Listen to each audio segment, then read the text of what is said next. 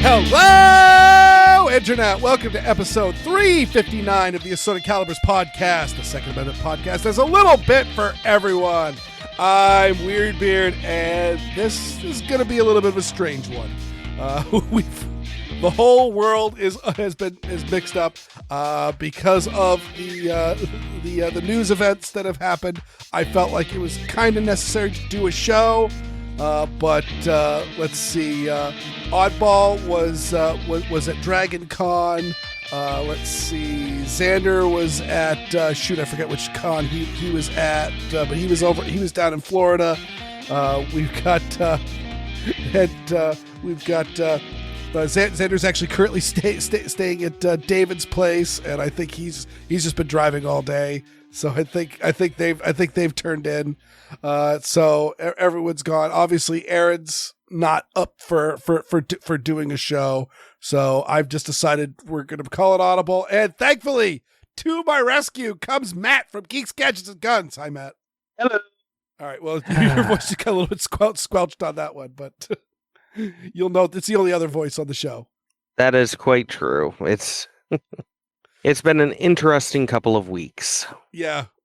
So, very briefly, because you've told me a little bit about it, but very, very briefly, what have you been up to?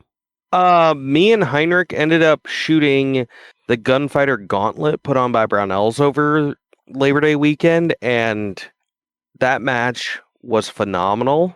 And I think I will drop in a few of the fun things that other competitors did. One guy decided to shoot the entire match using British kit and using a BRN 180 upper and the 3D printed conversion kit to turn it into an L85 and a 3-point sling to run the match. There was another guy that ended up running the match with a high power and a Bren gun. And yes, I do mean the 26-pound Bren gun. Oh my goodness. Was it a full auto or a semi-auto conversion? Semi-auto conversion. Unfortunately, it takes place in the state of Iowa, which you can't do full auto unless you're actually a manufacturer and whatnot. So the only full autos were stage guns. And then, of course, there was a couple of guys shooting at Garand, and they both had terrible issues in the mud crawl. Gunked the guns up the first time, and both of them had to do a full clean because the guns just ate it. I believe one of the two was shooting a 1911, and the other guy was shooting a Luger for his handgun. Yeah, that they were running the "don't make them like they used to" division, aka everything had to have been designed before 1946. And you said the stages were all based on movies? Oh yeah, there was Judge Dredd, there was Resident Evil, Black Hawk Down, I think Blood Diamond, Enemy at the Gates. I don't remember the others, but yeah, there were 8 stages, and they were all kind of sort of movie themed. They didn't always tell us the movies, but yeah. They were all really fun. They did stage dressing to kind of give you the feel. So one of them was just, hey, you're down in a gully with a bunch of grass. You have targets hidden in the grass. You engage those targets with your handgun, run up the hill, and then grab your rifle, start servicing targets from the top of the hill, freestanding. And this is on prairie, so you have 5.5 to 6 foot tall prairie grass you're trying to shoot over and around and ID targets hidden in, and then do another run up, set your gun down, pick up an M16, mag dump that into one target, drop the M16, grab your gun again, and freehand service 4 more targets. And the stages were stuff like that. Or the Judge Dredd stage, you pick up Glock. Yeah, basically called a Glock 18. I'm not sure if it was a post-sample conversion or what. Because guess what? You're doing this on the clock. So you have 3 minutes total to complete the stage. And you pick that up, you engage one target with the 3 shots they had loaded in the gun, and then you go on and you just start servicing a ton of steel targets. So much fun to do, though. Oh, crazy. And of course, you guys are going to do a show on Geeks, Gadgets, and Guns on that. Oh, definitely. I mean, I completely ate it in the mud, so much that mud actually went up my pistol barrel while it was holstered, covered my rifle, and still I was able to load the rifle and just start shooting without any malfunctions on the gun at all. I had to flip my magnifier off for the red dot out of the way because that got completely splashed and my hands were just completely covered in mud. There was no way I was getting that clean. It was bad, but it also functional. The shoes were definitely trash, though. Well, everyone stay tuned to Geeks, Gadgets, and Guns for that if you're not subscribed to them to fix that. Oh yeah, it was a hell of a match, and unfortunately, it's kind of capped at about 150 competitors. Well, my family had a great Labor Day weekend. My daughter just had her first day of school today, and she oh goodness, you're just posting pictures of muddy gun. Oh boy, that was holstered. Oh, but yeah, and you can also see the mags that were in the kit. Mm-hmm. But yeah, so the my daughter, it was first day of school today, so this is the last weekend that she had, and she realized she hadn't been up staying with my parents, so she went up to my parents' place for a weekend, and my wife had booked us to stay at our place in New Hampshire, and so without her, it was just my wife and I up in New Hampshire, which was awesome because there was one less person to please, and so we just did whatever we wanted. There's a little playhouse in town, and we went to go see an Irish band and then a stand-up comedy show. The movie theater was playing Jaws. The 50th anniversary of Jaws is in theaters, and my wife's like, "You want to go see Jaws?" I'm like, "Yes, I want to go see Jaws." So I actually got to watch Jaws on the big screen for the first time. Yeah, and yeah, we did some hiking in the woods, and we just kind of had a good time, and then drove, instead of driving straight back to Massachusetts, which we normally do, we drove essentially across country over to Maine to pick up my daughter. We did that on Labor Day, and my parents' retirement community had a big cookout for Labor Day, so we had dinner on the coast of Maine, and then drove back home in horrendous traffic. And so, yeah, that was that was my weekend. Still, I mean, at least you were able to have fun, and hey, holidays. Oh, everybody had a great time. So it was a great weekend. Hope everybody listening had a great weekend as well. Yeah, and so we're gonna make this a short show. So we're kind of gonna do lightning round. So first news story. Really, there's just 2 news stories with lots of links. But California is this is really more of a cautionary tale. Obviously, it may go through, but I don't know. I don't know the chances of this actually becoming state law in California. But they are pushing for a Glock ban, and as we have heard many times before, it is over the fact that Glocks are able to accept the Glock switches, which are either being imported in through mostly China, or you can 3D print them or build them by hand. They're very simple pieces of equipment and all that. And because Glocks can do that, they're actually wanting to make Glocks essentially illegal to be bought from gun shops in California. And this is a cautionary tale only because if you could, if Glocks could take a switch, I'm not an engineer, but I'd have to imagine that most striker fired guns, you might need different dimensions and different pieces and all that, but most striker fired guns could be modified to accept a similar switch or some sort of device like that. So in theory, this could turn into an entire either striker fired or really semi-auto ban, because I mean, anybody who's actually spent some time actually looking at how machine guns work and how semi-auto firearms work, it actually takes extra parts to make a gun semi-auto. It's actually harder to make it so that it stops shooting when you stop pulling the trigger, as opposed to just shoots once and then waits for the trigger to be reset. So yeah, this is one of those catch-22 type laws that we need to be very afraid about, because yes, they're going after Glocks. No, it's not going to be very effective because law enforcement has already been exempted, and that includes off-duty law enforcement. So officers can buy them personally, which means that they can either go private sale or potentially, if the officer wants to be a little bit crooked, black market. But it also means that there will still be Glocks in gun shops in California, which means that they could also, the article notes that they could still be stolen as well. So this is not going to do anything about stopping Glocks and Glock switches, but it is going to make gun ownership, which is already a pain in the butt in California, even more of a pain in the butt. It's also completely stupid because Glock still has to make Gen 3 because that's the only Glocks that are legal for commercial sale in California, when actually, from what I've heard, in the Gen 5s, they changed the internals of the gun to make it harder for a Glock switch to work in there. Well, but California won't let those guns be sold in their state. And that's because of the microstamping is that guns have to have microstamping to be sold. Microstamping does not exist as a technology that can be applied to firearms.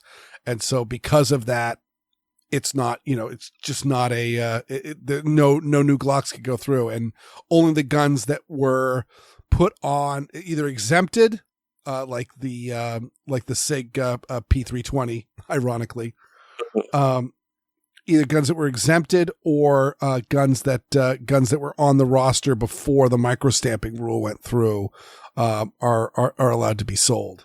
So that's why the Gen 3s are going through. So it's stupid. It really is. It's stupid. And again, I gotta wonder, this is one of those instances. There are some instances where, are they just stupid or are they planning something? In this instance, it could be both, but it doesn't matter if the law goes into place. It's only a matter of time before somebody figures out, oh, you can take an M&P. Oh, you can take a SIG 320.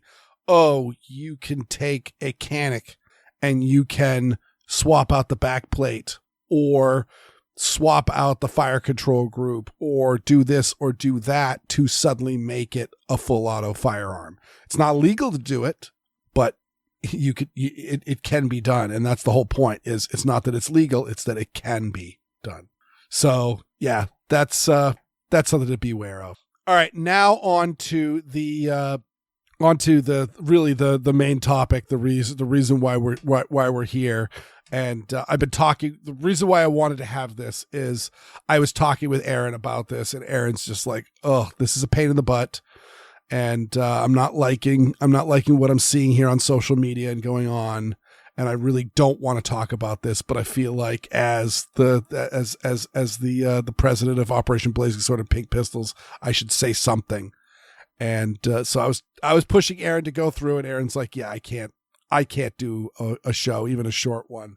So Erin decided that the best that she could do is put a segment into the show. And so here is Erin's statement on the shooting on the Annunciation Catholic Church shooting.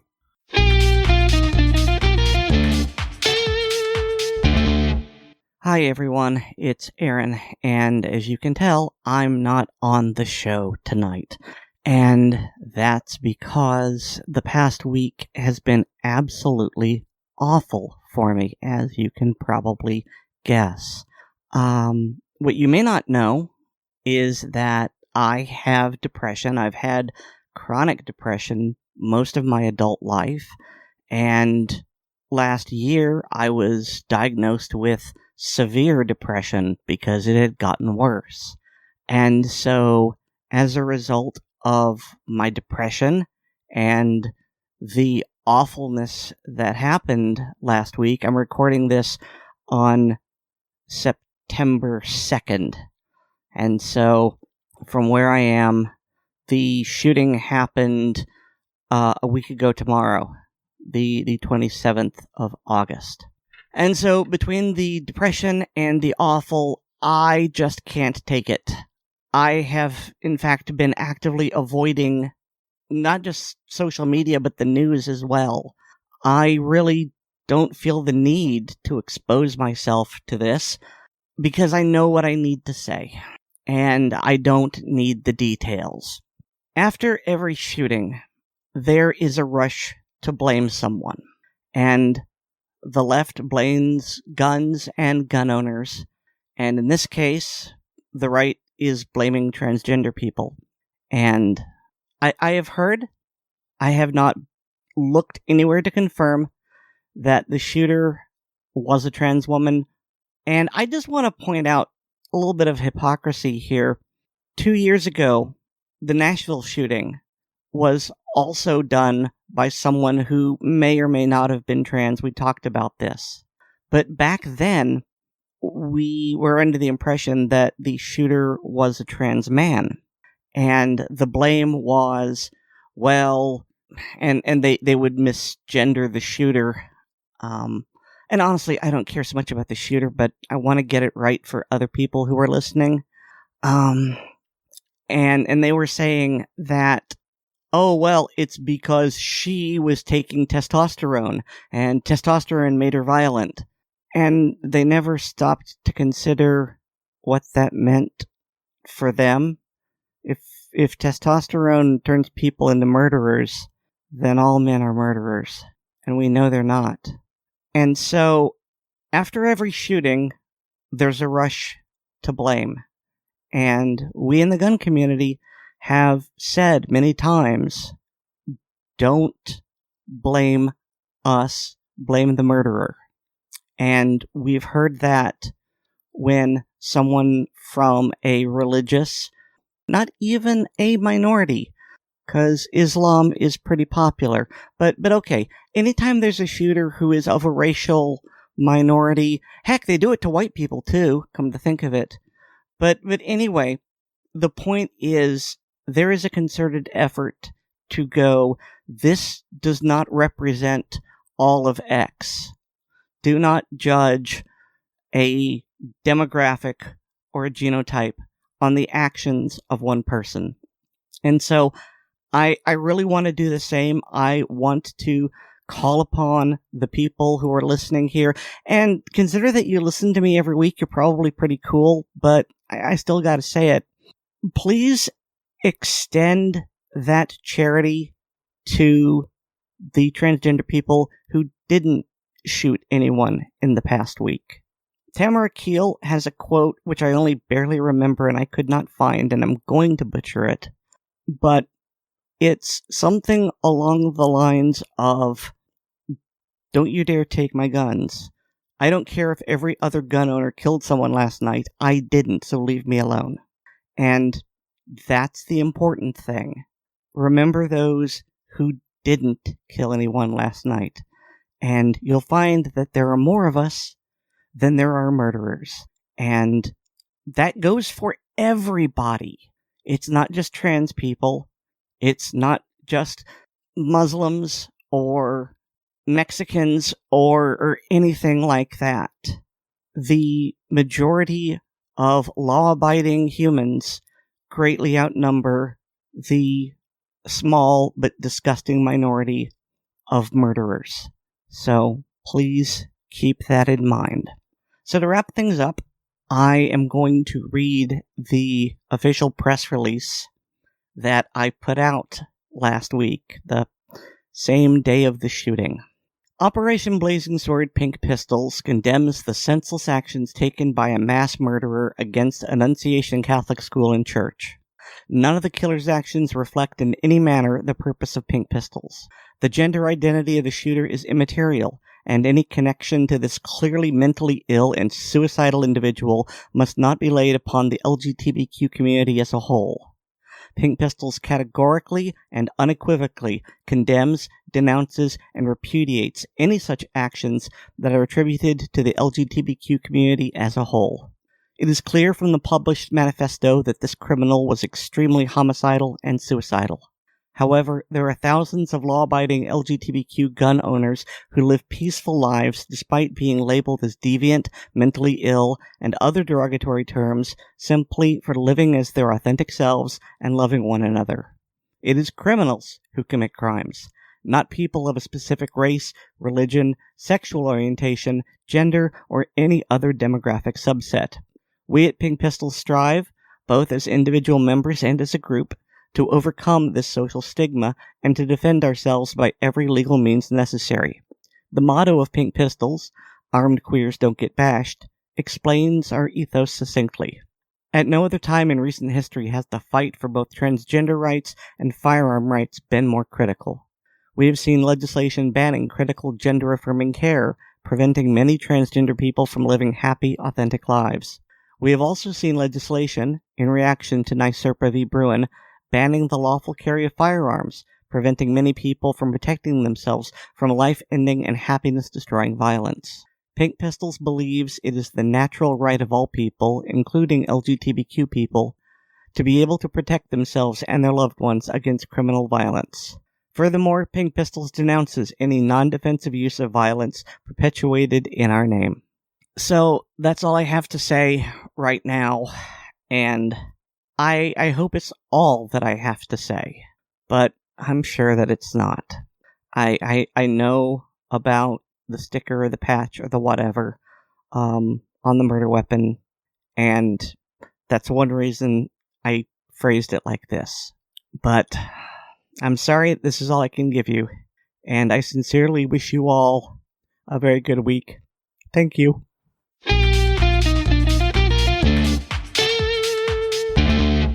So yeah, one of the things that Erin mentioned is the talking about like trying to kind of associate certain things with all that. And actually, she reminded me, it was one of those I remember early on when really the school shootings started first proliferating, it was noting that it was almost exclusively white people with a few Asians thrown in. And so there was a very big race component specifically towards whites for spree killings. And actually someone had mentioned that the other day, just we were talking about the issues and saying, oh yeah, but this is kind of a whites only problem. And I'm like, used to be, but it's actually not anymore, because now really all races have representations in this. And who knows about like representation of American population, et cetera, et cetera, et cetera. But it's not any one demographic and all of that. And again, these are all so exceedingly rare that it's very, very hard to essentially make any sort of connection between one or the other. And it's kind of like the weapons used as well, because the weapons used have changed, but it kind of ends up being, what is the most common statistically? Because if you were to roll the dice and say, all right, I'm going to choose a random person out of the population, what is that person going to be? I'm going to choose a random gun out of the guns owned in this country. What's that going to be? For the longest time, it was a pump action 12 gauge. Now it's an AR-15, because guess what? We have sold so many AR-15s, and they're basically the same level of reliability as your pump action shotgun. And by the way, did you see like essentially the manifesto video, as they've been calling it? No, I honestly chose not to go for that, because that's really what these people want, is they want attention, and I'm just kind of given up caring at this point. Yep. No, I mean, there's not a lot to glean. Actually, the one thing to glean from this is like, well, one of the things that popped up was the person in the video says Brandon Herrera for president, and mentions that they met Brandon Herrera at SHOT Show, and Brandon Herrera gave a public speaking, and he actually talked to the National Shooting Sports Foundation, who are the people that run SHOT Show, and state that this person under any of their names that they have had has never attended SHOT Show. So like and then, Brandon Herrera for president, they talked about killing Trump, just hate speech for most groups going on in there. This person was all over the map. So even attempting to assign an ideology to them, I don't think is fair. I think this person was so screwed up and was so broken that even though there might have been certain codings and ways that they were speaking that might lead you to believe that they are this or they are that, including whether they were trans or not, who knows? They were messed up. In many ways, it kind of feels like somebody who was searching for a purpose and would grab onto anything to externally validate themselves. And so they'd kind of pick and choose whatever to hook onto. And it was what they saw as popular at the time, it almost seems like. Yeah. But there's a level of narcissism to this sort of thing where, they feel that they're important enough to kill other people and that that's somehow relevant. But yeah, and also just another odd thing that was going through when I was doing just some quick research on this. Evidently the day before there was a shooting outside of a Jesuit high school in Minneapolis. Mm-hmm. And so I don't think these are related. I never heard any reference to any of that stuff, but it just seems very strange that there were two Catholic targeted events that were. And the shooter from the first one, to my knowledge, was never found or located. Yeah, I was actually trying to figure that out as well, because again, the news articles are absolutely bleak. There's just nothing there. So yeah. Yeah, and yeah, at this point, we may never know, but why are we focused on that and not, hey, look at Chicago. Mm-hmm. Labor Day weekend. I think it was 7 killed and 50 plus shootings. Yep. That is the big one, is that, we can talk about how horrific these are, but they're just a flash in the pan to the people that live in poor neighborhoods in large cities. Yeah, it's one of those just, why are we only trying to look at one part of the thing? Then again, that whole lawsuit against March for Our Lives maybe kind of highlights why. I actually hadn't heard about the lawsuit. Oh, yeah. A bunch of people got fired from March for Our Lives and are suing, claiming the organization is racist and whatnot. And mostly it's because older white women are the ones who actually donated a majority of their money. And that's why they spent so much time harping on Parkland and other shootings like that, because they needed to focus on ones where young white kids died because they got more donations if they did that. It's one of those, you look at that and go, that would explain why they're targeting this one, though I'm not sure what the ethnicities of the children targeted were, but given it was Minnesota, we have guesses, but again, it's Minneapolis, so it's a mixing pot of everything. Yeah. And this was actually interesting enough. Both of these shootings, neither one was the shooter able to gain access to the building itself. So that's probably the reason why the death toll is so low. What I had heard is, in the Minneapolis one, the shooter actually blocked the door into the chapel so they couldn't get out, which sounds very Virginia Tech, and then fires them through the windows, which is just... Yeah, the Virginia Tech, the shooter locked themselves in, essentially went in and then chained the doors shut. And that actually leads to another story that I have listed here, which is from Tom Knighton at Bearing Arms, and states the massacre we should be learning from right now. And he's actually talking about Virginia Tech, and it is a great example on the failings of the system. Obviously, some stuff had gone through. I mean, Virginia Tech was one of the early, like one of the first post-Columbine spree killings. And so police still hadn't quite got the tactics down to what is the best way to deal with a shooter like this. Obviously, when Columbine happened, the police thought, "Oh, this is a hostage situation. They're gonna have demands," and they did not have any demands. They were just gonna kill people until they got sick of it, and then they killed themselves.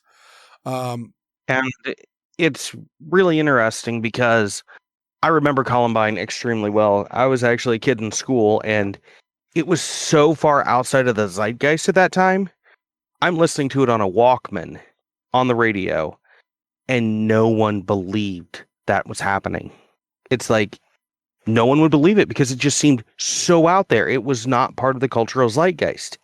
If I was that same kid today hearing that on the radio, people would be believing me because it's now part of the cultural zeitgeist.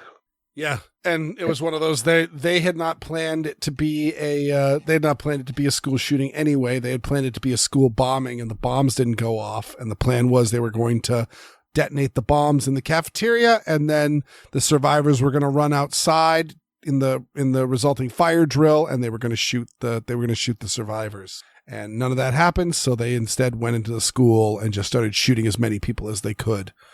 But he points out the fact that Virginia had for the Virginia Tech shooting, Virginia had a 1 gun a month law, and so the killer just waited a month to get his second gun. And he doesn't mention the fact that the killer was stalking somebody on campus and was actually charged with that, and the judge deemed him to be mentally ill, but didn't have him committed, which would have made it so that he could not have bought guns legally and possibly gotten the help he needed. He chained the door, and essentially and it was what ended the shooting was the police actually breaching the door. As soon as the door was breached, I think within less than a minute after the doors were open, he turned the gun on himself.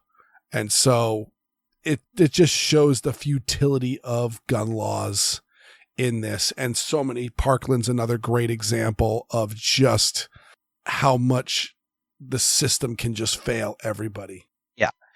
And what I hate to see is everybody is trying to defend their own segment and trying to cast blame on another group instead of just going, "Hey, we had a sick, broken person here.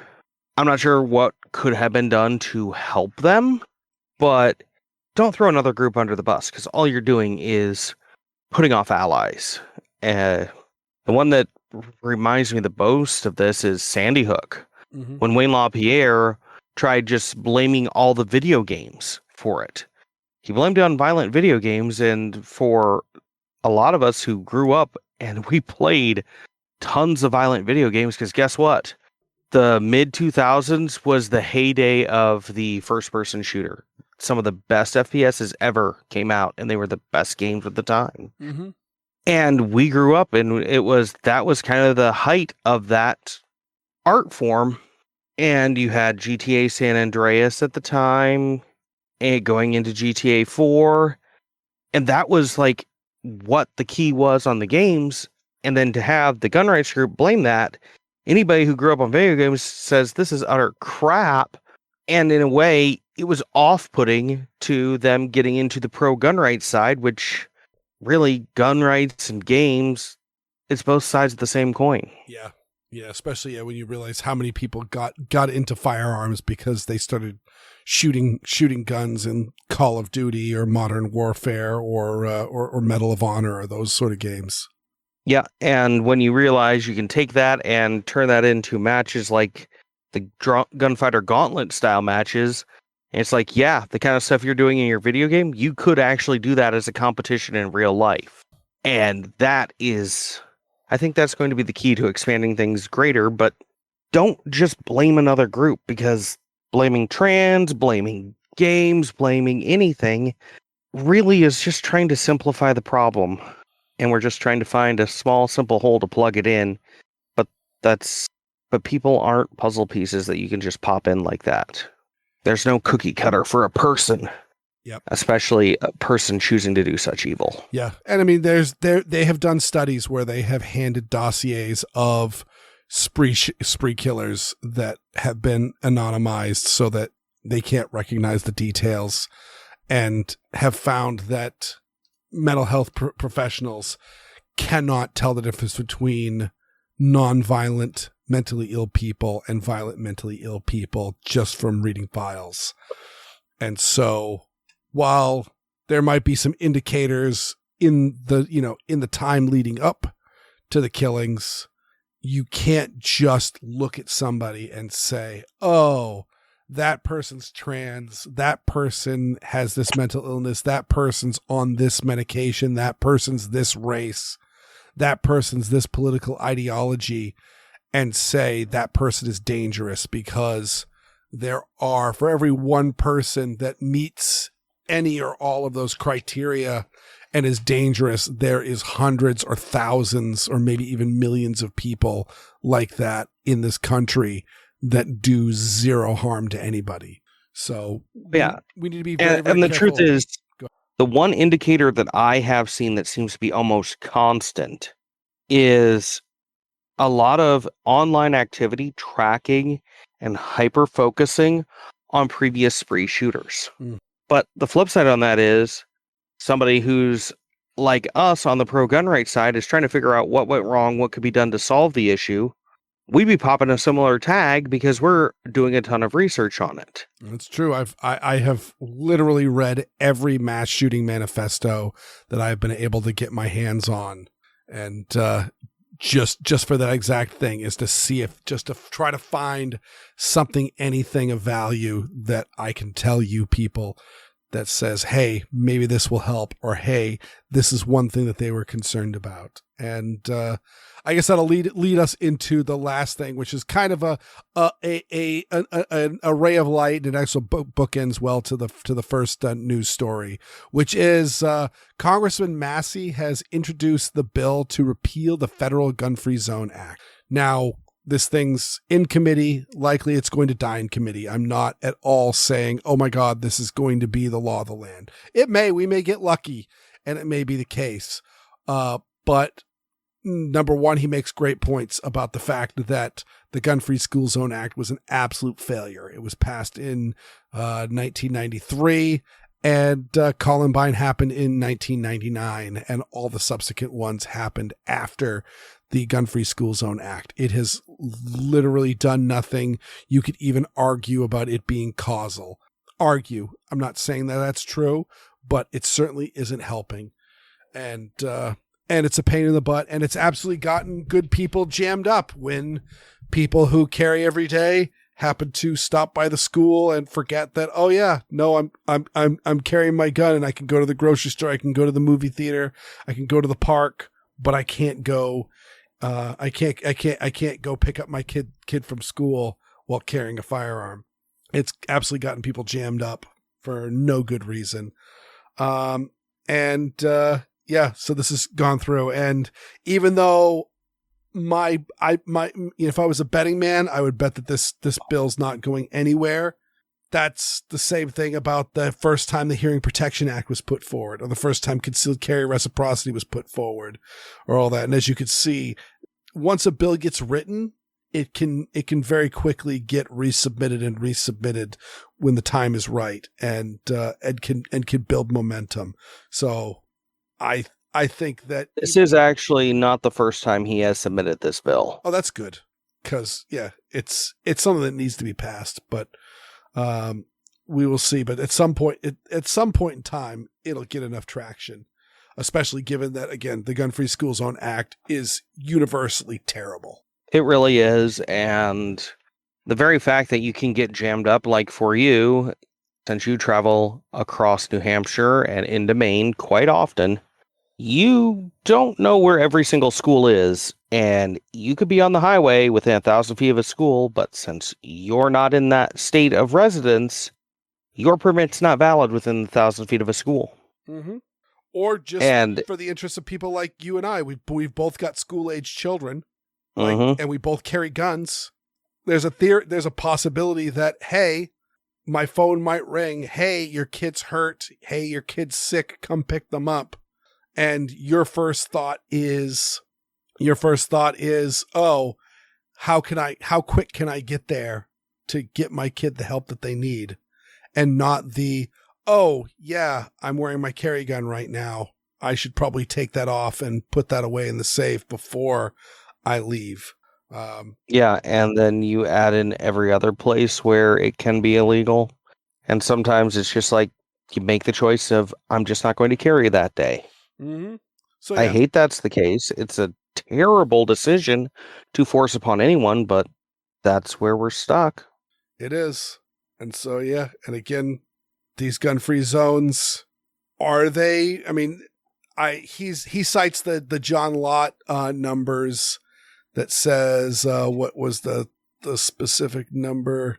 He cites 94%. I believe last time he did it, it was 98%. Yep.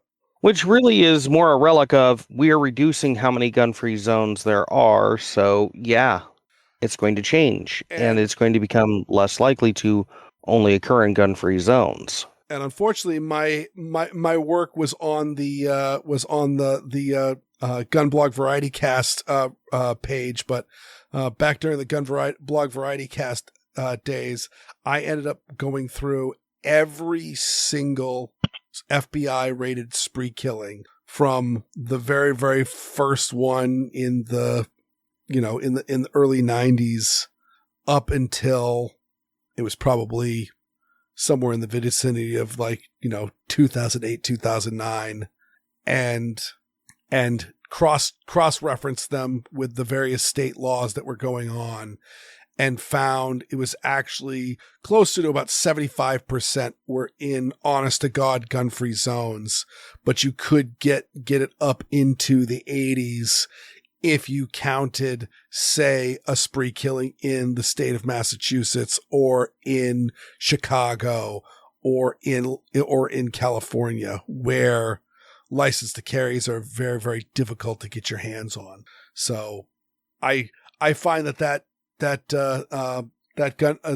John Lott number is a bit high for my personal tastes, but it is still a huge percentage that happened there, enough that it can't just be chance. Yeah, and I think a large part of that is because it includes data back to 1950. So I didn't go back that far. I think it was back in the 90s where I started for my particular research. So maybe John Lott was going off on that, because once you start getting into the 80s, concealed carry was illegal in much of the country. So if you weren't in your house or out hunting, you weren't really able to have a gun. So it was really all gun-free zones. Yeah, and that would be really weighting it towards appearing far more like it's happening in gun-free zones. But, well, that's the fun part about statistics. You can say whatever you want with it if you choose the right data set. Yep, torture the number. Well, exactly. I think we've kind of done this one to death. You got any last words, Matt? No, just remember, people are people. That's really it. Mm-hmm. People are people. Treat everyone as a person. Doesn't matter what group they're in.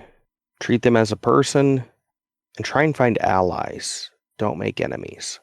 All right. Well, I'll bang out our intro really fast, because I'm not going to make Matt try to play Erin Paulette. But we got to thank all of our listeners. We really appreciate you. We especially appreciate the supporters on Patreon. Go to patreon.com/Assorted Podcast to sign up. And it's not a tip jar or anything like that. It's a store. We sell additional content over there. Go over there and check it out. There's lots of good stuff over there. Also, please subscribe to this on the podcast on the platform of your choice. It's Apple Podcasts is where you can leave a review. Pocket Cast, you can also leave a review. We appreciate that. And share the show with your friends, both online and off. My blog is weerdworld.com. I'm also on Handgun Radio on the Firearms Radio Network. Erin Paulette has a link tree.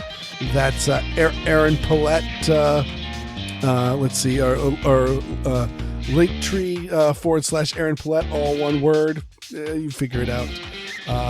Matt, where can people find you? You can either find us over on YouTube as LFD Research or as Geeks, Gadgets, and Guns, wherever you prefer to find podcasts. And of course, this music you are listening to is by Nate Spencer. Thanks so much, Nate. And it's a shorter podcast, so some of our podcasts are long. This one is a short one. The length of the podcast is assorted. And so's our podcast. That doesn't work. But good night, everybody. No, the lengths of your podcasts are assorted, and so are your hosts.